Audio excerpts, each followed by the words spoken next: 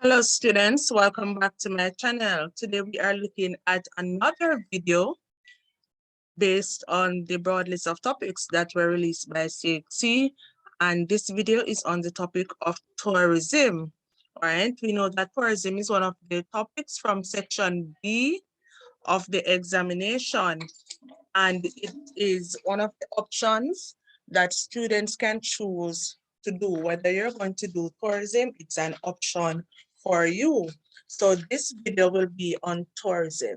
Now, the first thing, based on the broad list of topics that were released, and I'm using the CSEC Social Studies syllabus also as a guide. So the first thing that we are asked to do is to analyze the contribution of land-based and cruise tourism to the economy of the Commonwealth Caribbean. Now, there are two terms in this question. If you're in the social studies examination and you get a question asking you to analyze the contribution of land-based and cruise tourism to the economic of the Commonwealth Caribbean, the first thing you need to do is to define the term land-based tourism and cruise tourism. Now, before I give you the definition for those terms, let me ask you, what do you think the term land-based tourism means? What comes to mind when you hear the term land-based tourism and cruise tourism? All right, so while you are thinking about the definitions, I also want to remind you to get your book and your pen to make notes that will assist you greatly in your preparation for your social studies examination. So in your notebook, I want you to write a definition for the term land-based and cruise tourism. All right, I know, I guess you must be finished by now. So let me give you a definition, and if your definition corresponds with what I'm giving you, you are definitely correct, all right? So when I think land-based tourism, it refers to tourism activities that takes place on land. Simple meaning. So when you think land-based tourism, you are referring to tourism activities that takes place on the land.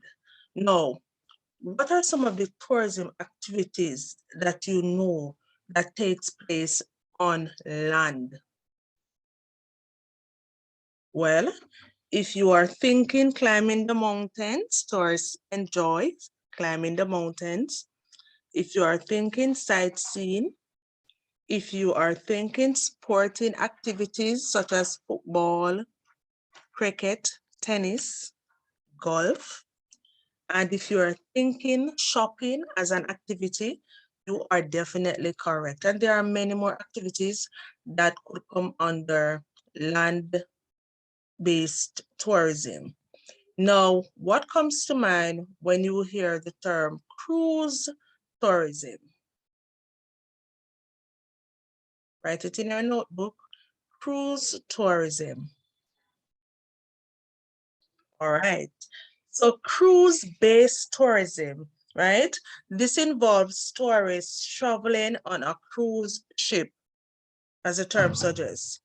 This gives tourists, so when tourists travels on a cruise ship to any Caribbean destination, this gives the tourists the opportunity to spend time at various destinations throughout their trip, right? So that's simple. Cruise ship tourism, traveling on ship, and land-based tourism, activities that takes place on the land for tourists. Now, we all know that tourism has contributed significantly, right? Land-based tourism, cruise ship tourism has contributed significantly to the development of many Caribbean countries. Now, I want you let us come back to the question that I asked before. You are in the social studies examination, And you are asked to analyze the contribution of land-based and cruise tourism to the economy of the Commonwealth Caribbean.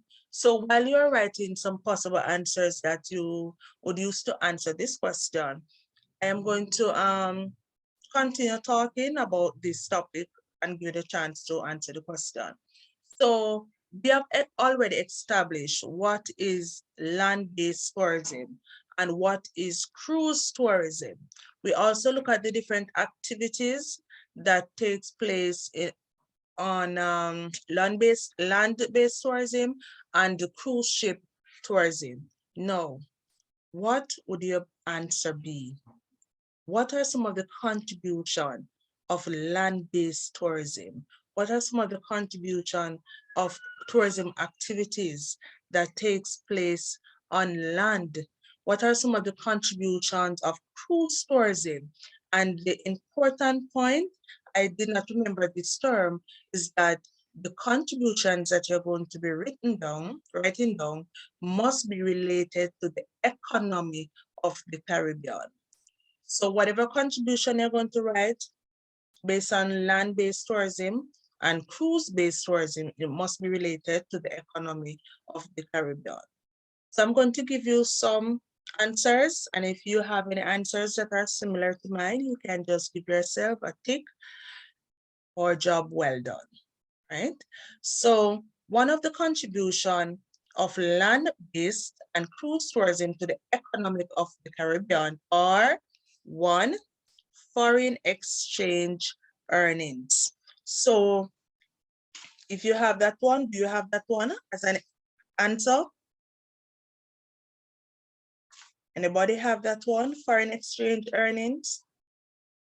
All right, so you would have been correct. So you must be wondering now, Miss, how do foreign exchange earnings that earn from land-based and cruise tourism contribute to the economic of the Caribbean? Well, when tourists visit a Caribbean destination, right, they spend their currency in that destination, right, whatever destination they are. So if they're from the United States of America, they'll be spending their currency there, and we call that foreign exchange earnings. Some of the ways that a destination, a Caribbean destination, can earn foreign exchange earnings are when tourists shop, when they pay for entertainment, when they buy food, when they pay taxes, etc. So these are some of the ways how a country earns foreign exchange earnings from the contribution of land-based and cruise tourism. Now, another contribution of land-based and cruise tourism to the economy of the Commonwealth Caribbean is direct employment. So the country benefits from direct and indirect employment, right? So tourism, it must be noted that tourism also provides indirect and direct employment.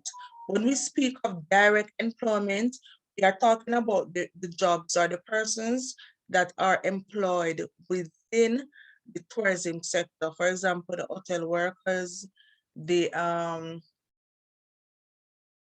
handymen, the persons who works, the bartenders, the waitresses, etc. We refer to those as direct employment. Now, when we talk about indirect employment, we are referring to linkages, right? So the tourism industry linking with other sectors in the country, right? Such as, all right, let us look at a hotel. People or tourists will need food to eat, right? So they need food.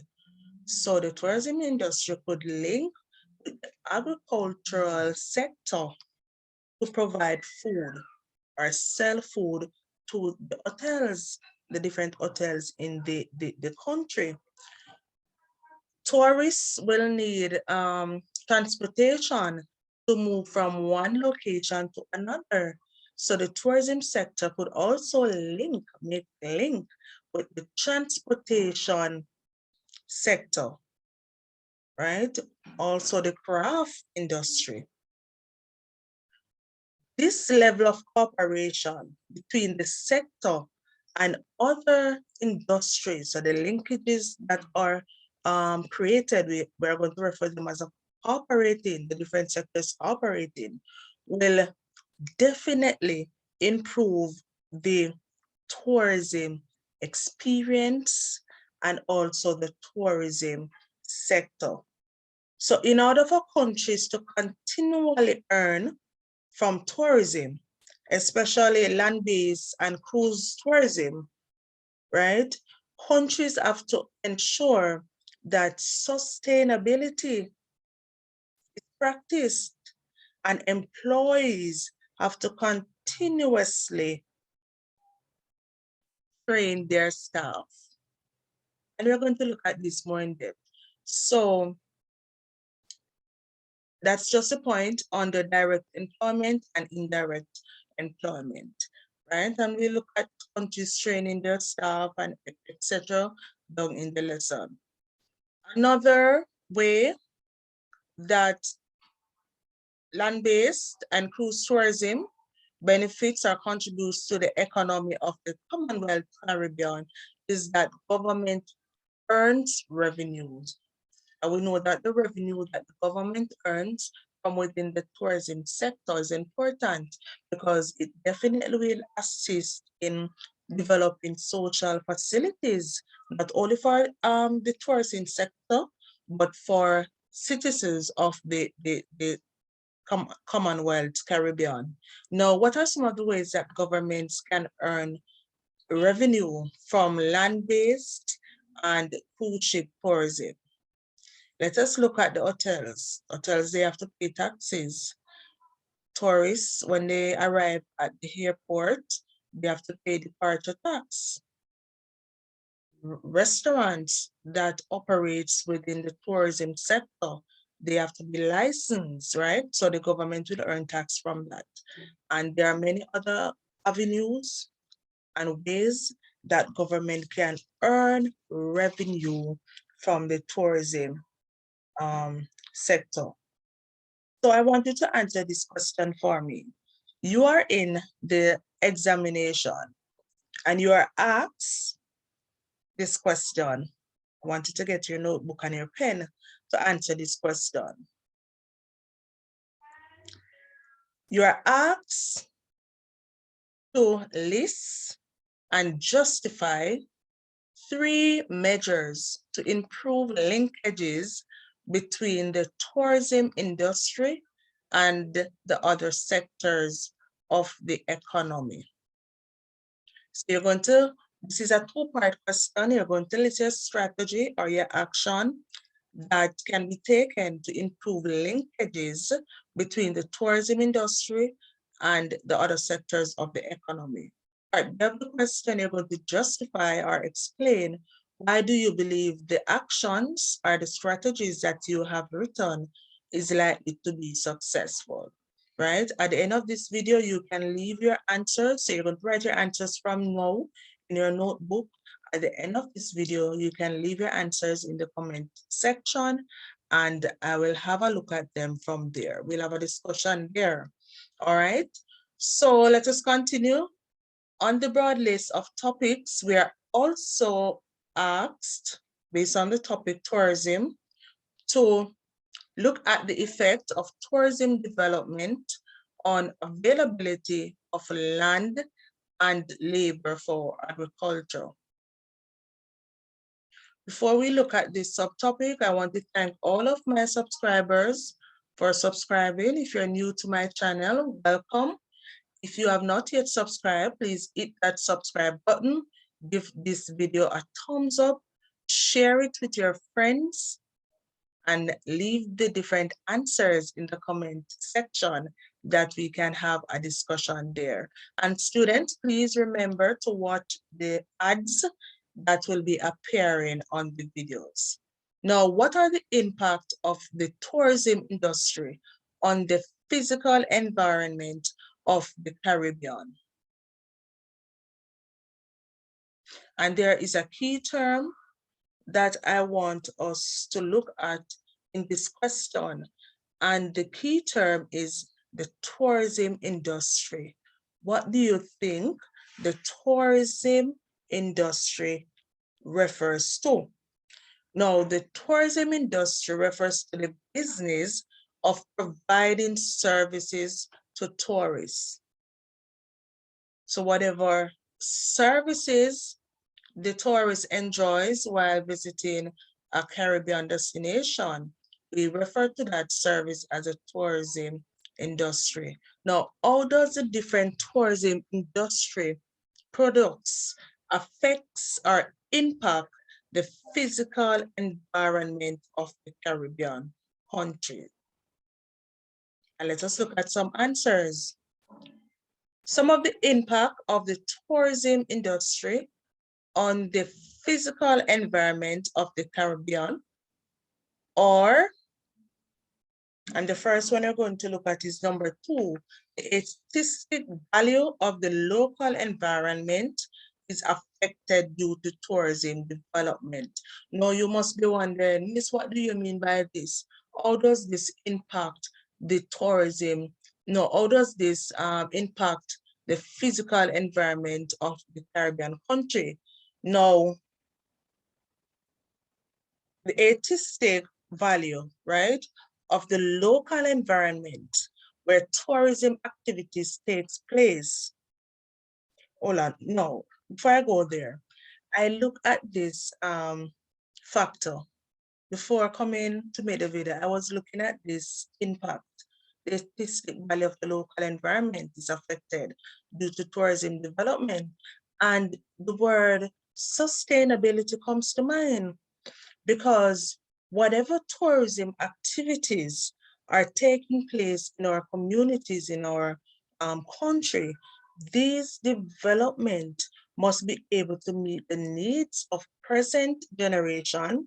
Yes, whatever development the tourism industry has going on in our local communities or in our Caribbean, whatever Caribbean country we belongs to, these developments must be able to meet the needs of present generation without compromising the chance of future generations to meet their own needs, right? So sustainability came to mind when I was looking at this subtopic. Now, we're seeing where many developments are construction, yes, of hotels, lodges, airports, roads have been taking place in our communities and our country with the aim of facilitating growth in the industry. However, it can be negatively. These developments that are taking place, they have their positive effect, Nothing is wrong with the development. However, it can also have a negative effect on the physical environment of your community and your country.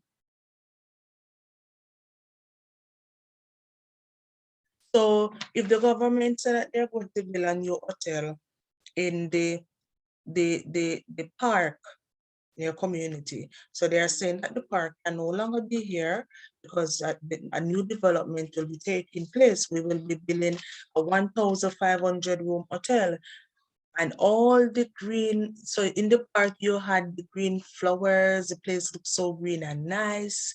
However, because of this development now that will be taking place, all that will have to be cut down. So the trees will have to be cut down, and the place won't look that, the aesthetic value of the place will no longer be there, right? So the tourism industry affects the physical environment of the Caribbean, in that the artistic value of the local environment is affected due to tourism development. Another impact of the tourism industry on the physical environment of the Caribbean is tourism also affects the physical environment in that there may be changes in ecology, reefs, and tidal patterns, right? So when hotels and other buildings that are needed for the development of tourism are built on seafront, because you want the sea and you want the tourists to have the experience of staying a night or two near the sea, right? So you build hotels there, right? Or the forested areas, the trees are cut down in order to construct buildings that are considered needed for the development of tourism, right? So it changes the ecology of the environment. Example, the number of fishes, crabs, oysters are reduced. Tourists love scuba diving, right? They love to view the beautiful reefs, the floras, the faunas. However, because of the different developments that are taking place in the tourism industry, this is being reduced, right? Because of the different developments taking place, this is being reduced, right? And this can cause all the floras and the faunas and the coral reefs and everything that tourists enjoys to be destroyed. Also, boats, tourism enjoy using boats, right, as a part of their tourism activities whenever they visit a Caribbean country. And we all know that the boats can definitely damages the reefs. And as I said before, the reefs, they are needed to, to bring across that statistic value to the environment where tourists can enjoy, but they are being destroyed because of developments taking place in the tourism industry. And I do not know if you know the importance of the coral reefs to the environment, right? However, they are needed to provide protection and shelter for many species of fish living in the sea, right? So the coral reefs that are being destroyed because of different development taking place in the tourism industry is very much important. Number three, let us look at the third point. Another impact of the tourism industry on the physical environment of the Caribbean is pollution of water bodies. And this is very easy. If I should ask you, how does development in the tourism industry pollutes water bodies? I know that everyone will be able to answer this question. I know you can. I'm not doubting that. I know you'll be able to answer the question.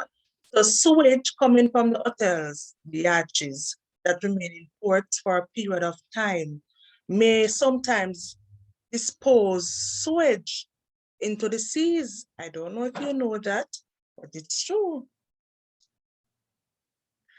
Visitors, and this can be detrimental, right? Because visitors visiting beaches also pollutes the sea. So not only the sewage that is going into the sea pollutes the water bodies, but also visitors, even though they're visiting the Caribbean countries for pleasure and excitement and vacation, they also contribute to pollution of the beaches in that they might throw their garbage and litter the beach, which in terms will wash away into our seas, right? And we all know that polluted waters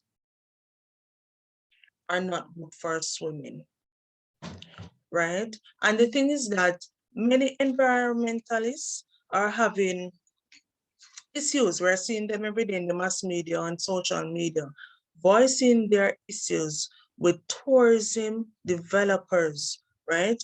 Because they believe that they are misusing the they are misusing the the um the resources that are there for citizens of the Caribbean to enjoy not only the present generation, but also future generation, right? And then this term comes back to mind sustainability. So even though development in the tourism industry, they are beneficial to the economy of the Caribbean countries, developers in the industry have to ensure that they are not damaging or misusing any resources that will not enable future generations to benefit from. So you cannot only be doing development to please the generation now. Future generations should also be able to benefit from these resources. Now, the last topic on the broad list of topics that were released by the Caribbean Examination Council is government policies that influence the development of tourism. Now, before I go in depth into the answers, I'm going to ask you, can you think of any government policies that may influence the development of tourism? What strategies, what measures, what actions can the government put in place to influence the development of tourism in your Caribbean country? You're in the CXC examination, you are seeing this question for the very first time. You have been asked to state or to list government policies that can influence the development of tourism in your country. What are some of the policies? What are some of the measures? What are some of the actions that you would write? And I want you to leave this answer again in the comment section. So some of the government policies that can influence the development of tourism are providing a well-trained labor force, addressing social issues affecting countries, addressing infrastructure development, and addressing environmental issues such as pollution. And there are many other policies that government could implement or use that would influence the development of tourism. However, we're going to look at each answer individually now. So how do you believe that if the government provide a well-trained workforce that will influence the development of tourism in your country? You know that tourism is a very important sector in almost all Caribbean countries. In some countries, it is a main revenue earner for their economy. Now, why do you believe that the government providing a well-trained workforce will influence the development of tourism in your country?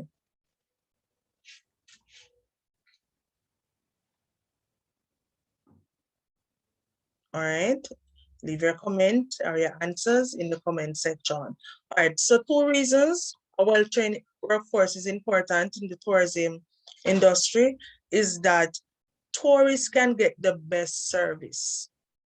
You do not want, as I said before, the tourism sector being one of the main revenue earners for many countries, you do not want to have your workforce behaving unprofessionally. So tourists would come to your hotel, and because they are not trained properly, they speak to the tourists anyhow, they conduct themselves anyhow they want to, right?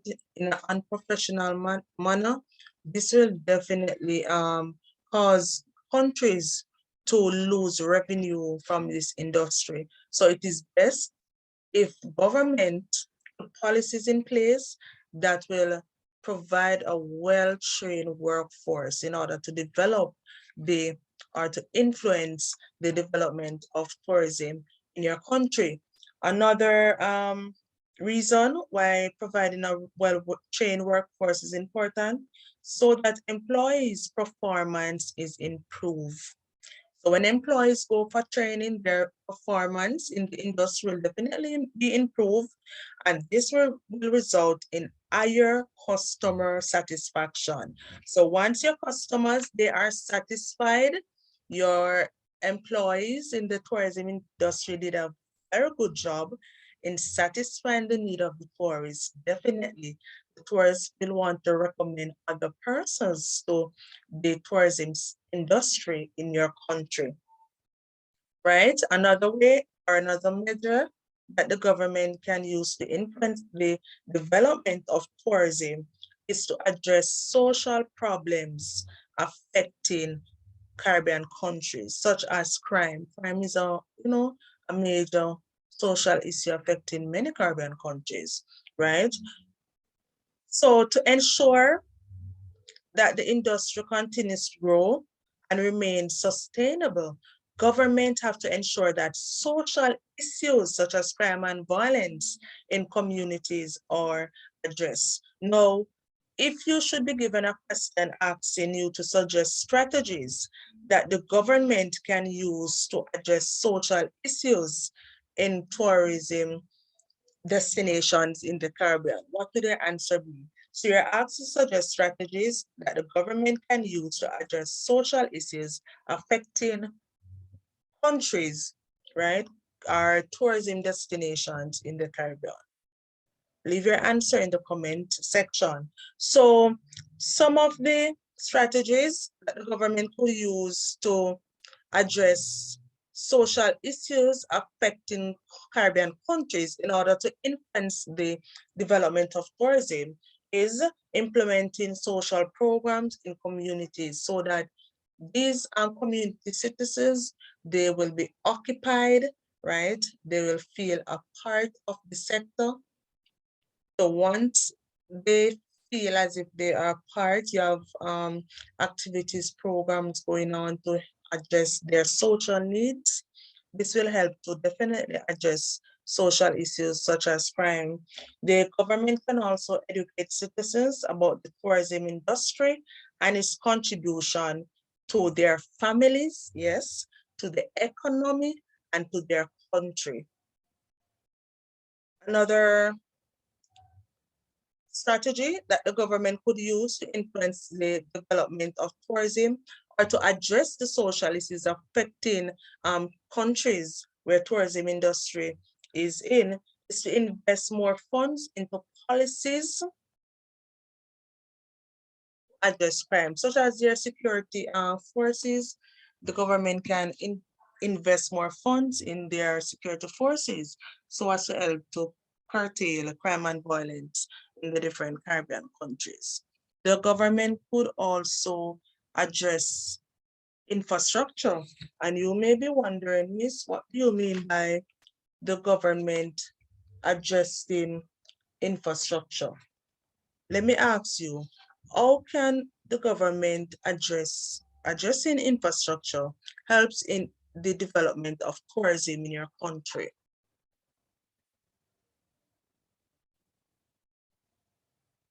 Well, think about it.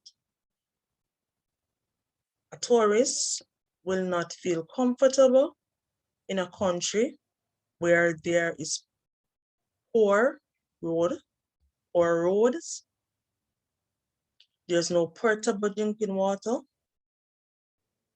the airports, they are not effective, the electricity is poor, right? So if the government can address all of these infrastructure developments, this will definitely influence the development of tourism in any Caribbean country, right? The airports, they can ensure that they invest in making the air access to and from markets that tourists visit more developed. So they have to ensure that the airports, they are first world country development, right?